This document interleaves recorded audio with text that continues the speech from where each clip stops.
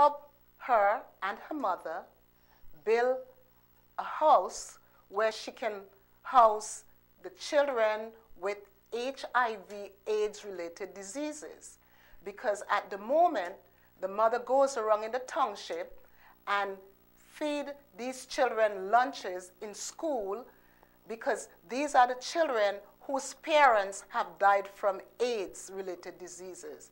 And they have no parents. Some of them lived with their uncle. Some of them lived with their grandmothers. Some of them lived with strangers who didn't know them but took them in because they were sympathetic to their needs.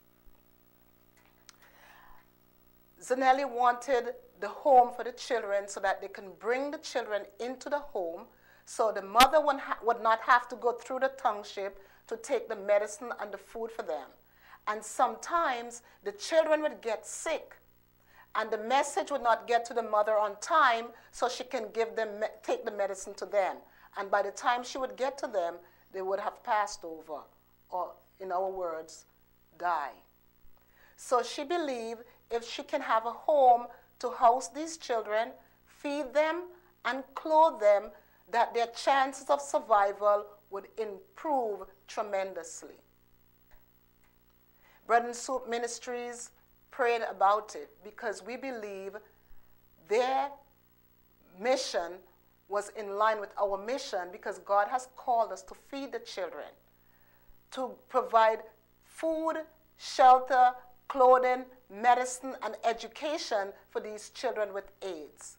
So after much prayer, we answered the call to help them in the Soweto, Johannesburg, South African region.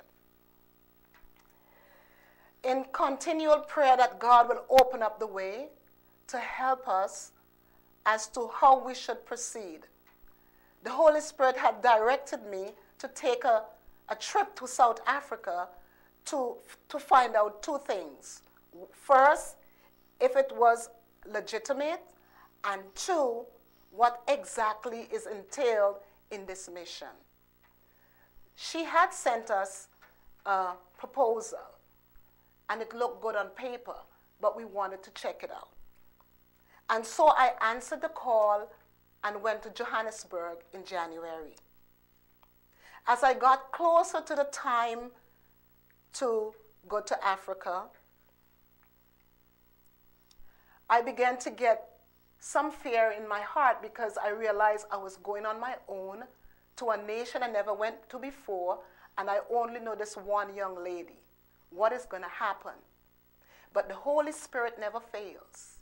He brought the word back to my remembrance.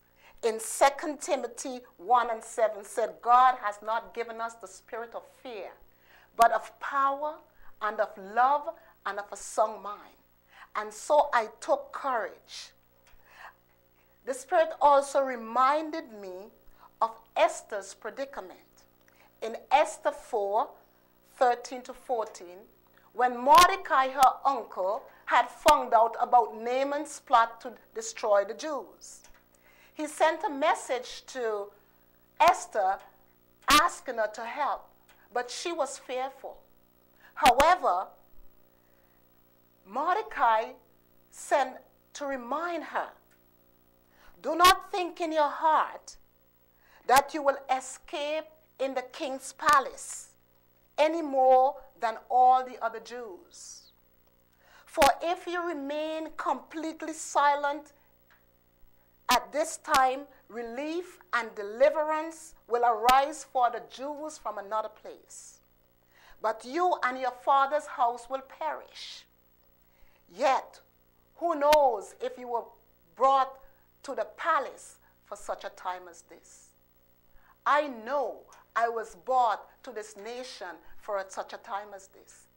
So I gird up my loins and prepare my heart, mind, and soul to go to do the word, the God's bidding in South Africa. Just before I left, the women at Bread and Soup Ministries got together for a night of prayer.